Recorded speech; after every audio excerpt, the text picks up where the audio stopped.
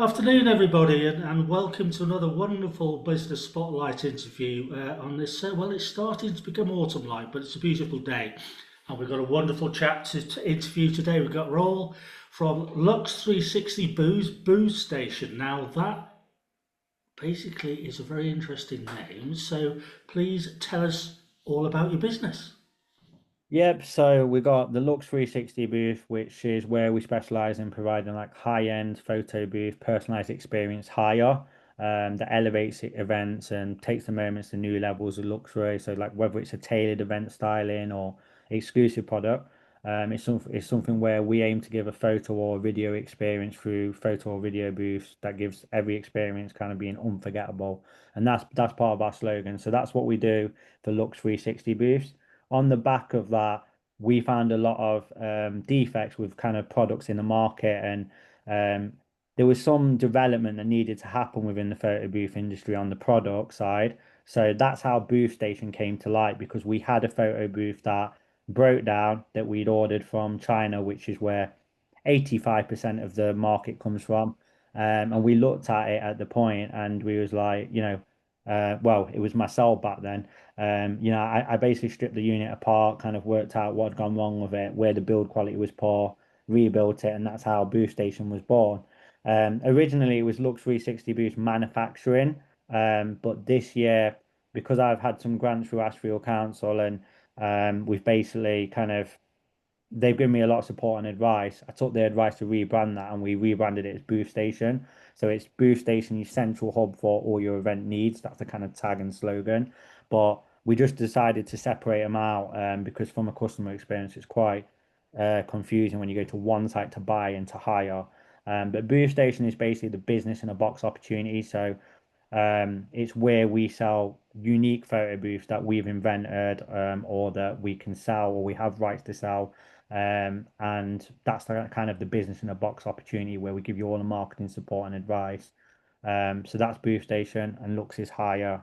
And Booth Station is all about giving you those, really high end interactive photo and video booths and accessories that deliver really fun and engaging business and have a high tech twist. So both the businesses focus on excellence and customer satisfaction and always aiming to surpass kind of the expectations in the market. But we've took a lot out of the market because we've developed new products and new things, which is why we've won a couple of awards over the last year. Brilliant. We'll go to the awards in a minute, but so in effect, the two businesses, you've got Lux 360. Yeah. So someone running an event can hire a booth from you, Yeah. and what happens in the booth? So we have quite a few different ones, but it's either normally a photo experience. So they can have like a customized strip, or they can have a customized 6x4 photo. So they're very slim, basically photo booths, and they're not like your traditional passport photo. They're probably the size of the life behind me. So they're probably like the size of that. That's what the photo booth is in terms of it.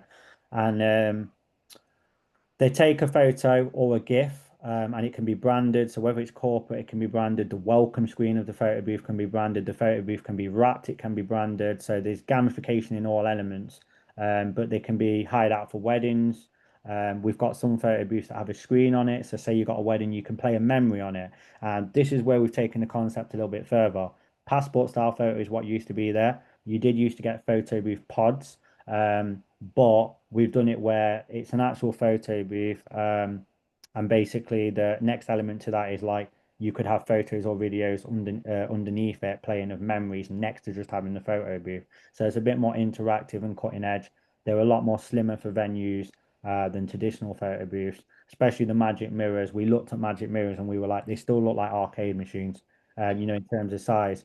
And we were like, why, when we're in the 2025 now, are they still producing these things? And I went to two award ceremonies. They were both broken, the magic mirrors each time. And I was in my suit. I wanted to get a nice photo.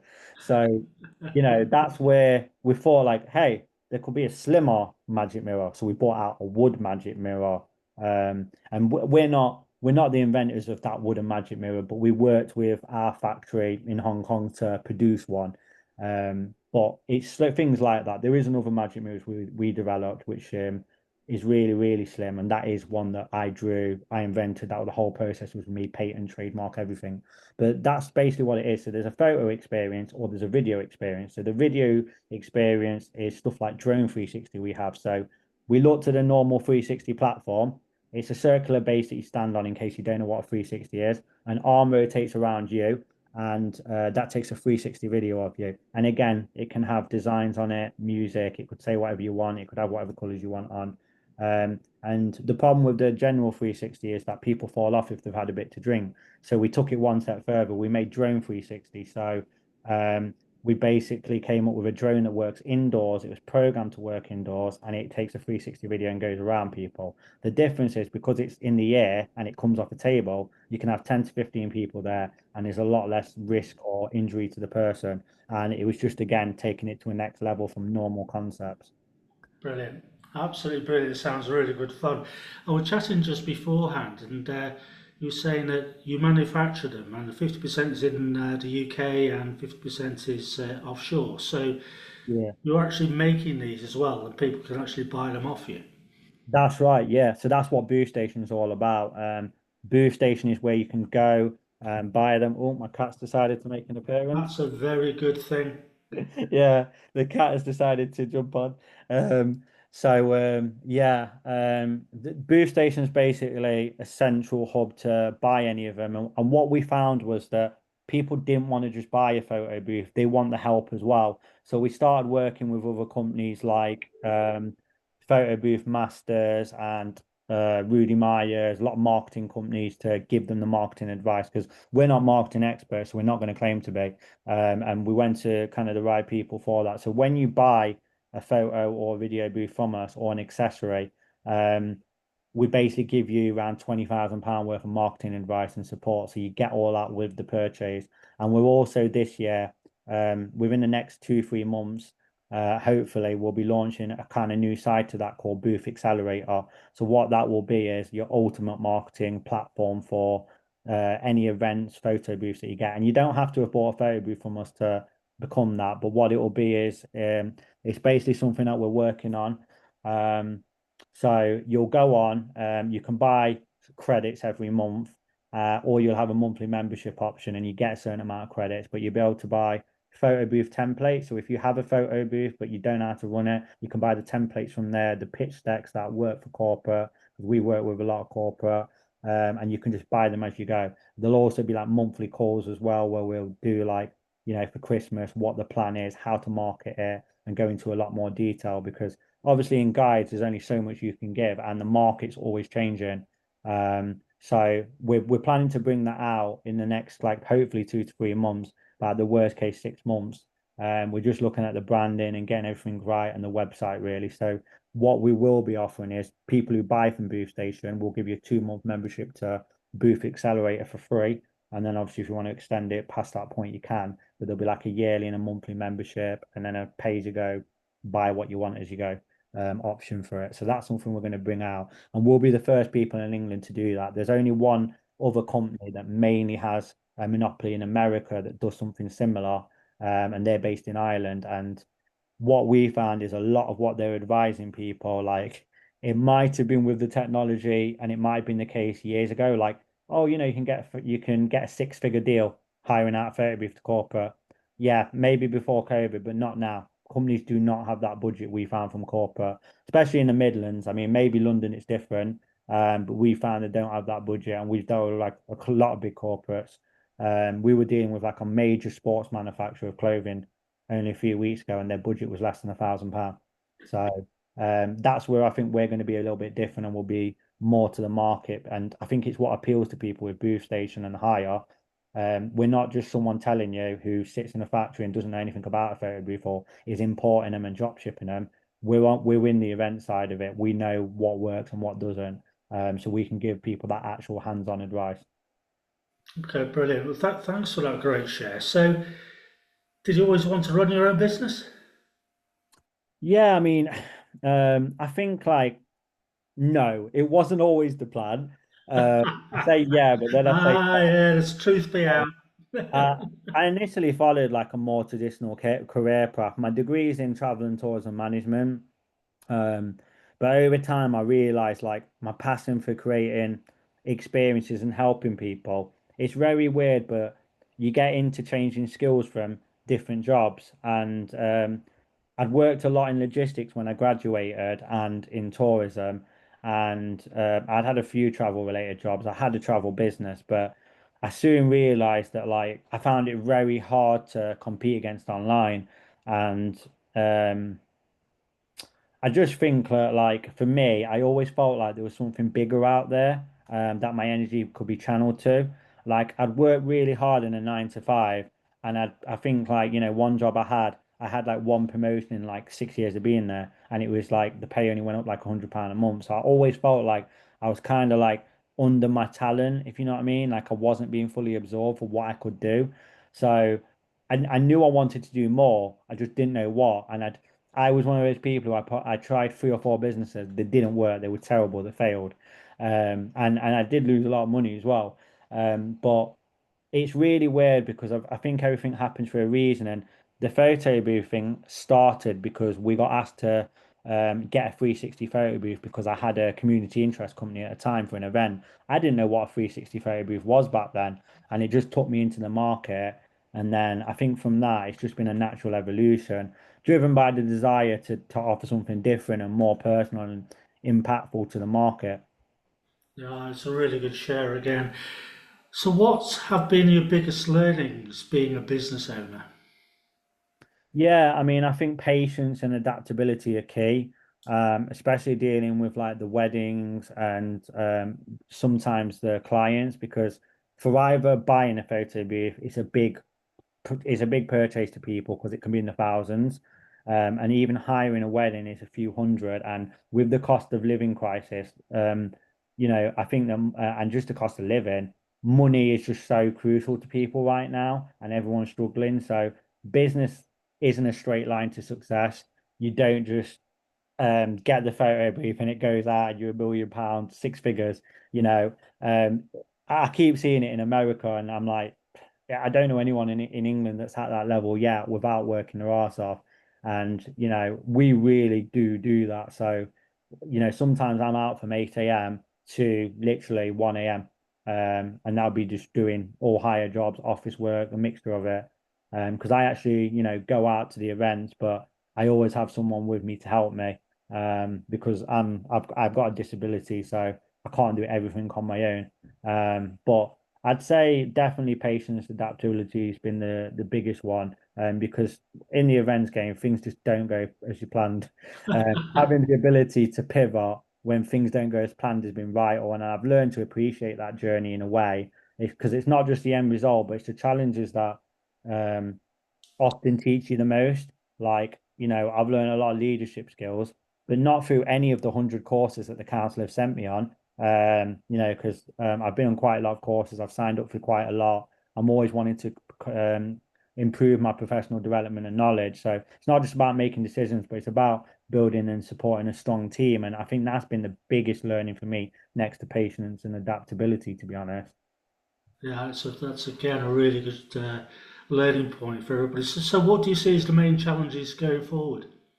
I think the biggest challenge within the photo booth industry is definitely, and the events industry, is staying relevant and adapting to the market. It's fast evolving. There's always new technology coming out or something that someone thinks about.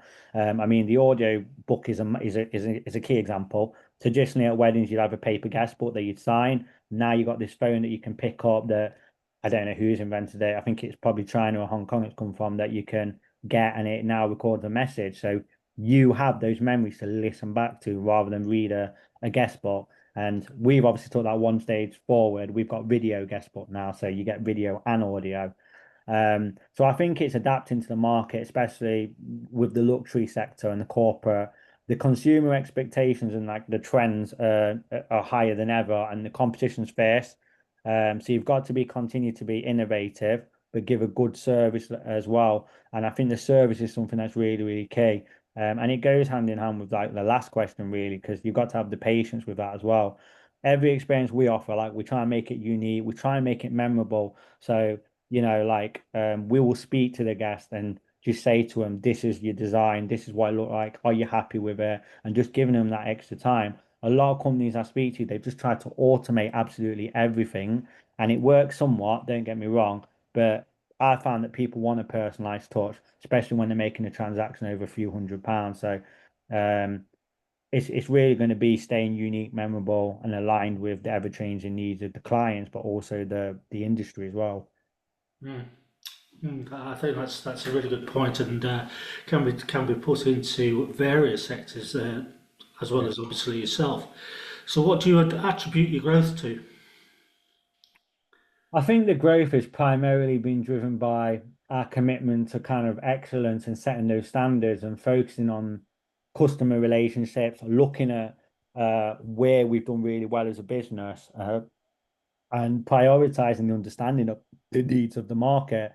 Um, I don't think, to be honest with you, and I'm going to hold my hands up here when I got into it, I don't think I understood the needs of my client. And you know what? I went to so many workshops and classes and courses, and I did so much reading and I watched so much YouTube, and I still couldn't understand the need of my client. What does the general consumer who hires a photo booth want? And it took me a long time to work it out. And I actually only worked it out when it went wrong, and that's the funny thing about it. So it's prioritizing really understanding the needs of your client to the bone buckle, that like who are they, what do they do, what is their disposable income, what are their interests, and then going above and beyond to meet their needs, and looking at investing in the right technology and innovation that will interest them with their interests. And it's also finding the right kind of clients that you want to target. When we started out, we did a lot of club work, and it was absolutely horrible to do because it's late nights. You have to chase the clubs to get the money back, and they weren't the kind of clients that I wanted. I now don't do any more club work because I kind of have nailed it down to what customers that we want to get, and what we want to do. So I think that's, because we've invested in technology and innovation, it's helped us stay ahead of the curve in both the product offerings and also like knowing our customer demographics and how to engage with them. Excellent, excellent. So, very busy life, Yeah. work-life balance.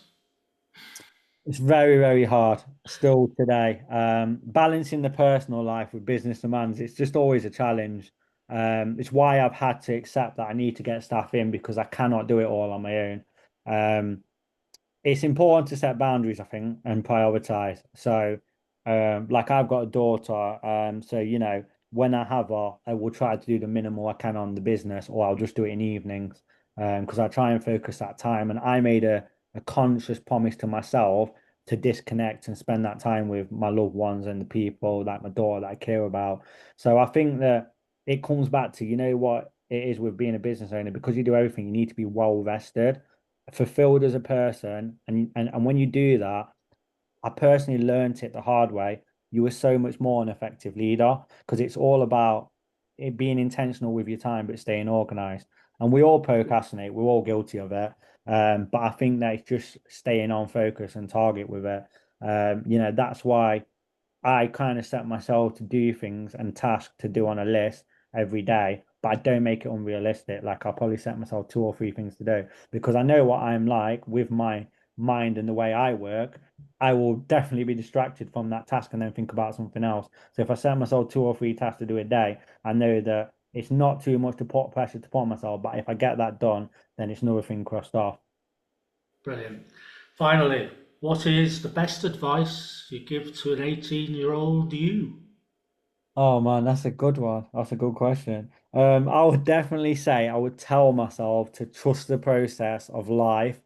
Everything happens for a reason. Don't rush things. Um, Success doesn't happen overnight. I think the saying is, Rome wasn't built in a day, isn't it? Or something approximate to that. I never remember it. And it's okay to take time to figure things out. Like I said in this interview, it took me a long time to work out who my demographics were. And I felt stupid because I was going to these courses, and I remember it was a specific marketing course, and they were like, right, so you write down who your demographics is. And I wrote it down, and then when I look back at it, I was like, no, that's not actually my demographic. So don't be afraid to fail. Don't be afraid to let things take time, because failure is part of the journey. It really, really is. And investing in learning. I'm always wanting to do more courses, and I will do them for free. Even if I think, yeah, I might know something about that topic, it's not just the technical skills that you might learn from it, but also the emotional intelligence. And when you do that and you improve your knowledge, you just really build a lot more in your mindset, I think, and that leads to building really meaningful relationships that will support you in kind of your business. And I think if you've got a career, it's the same professional development. So for me, it's just always doing that. Like I'm still signing up for, different courses when the council offer them as part of the grant schemes for free and stuff like that for businesses because I want to just continually to improve my knowledge. And I'm not an arrogant person where I think my business is making money and that's it. It can still be scaled and there's still things to learn. Brilliant. What a great way to finish. Roll, thank you so much for your time. Thank you. No problem, Tim.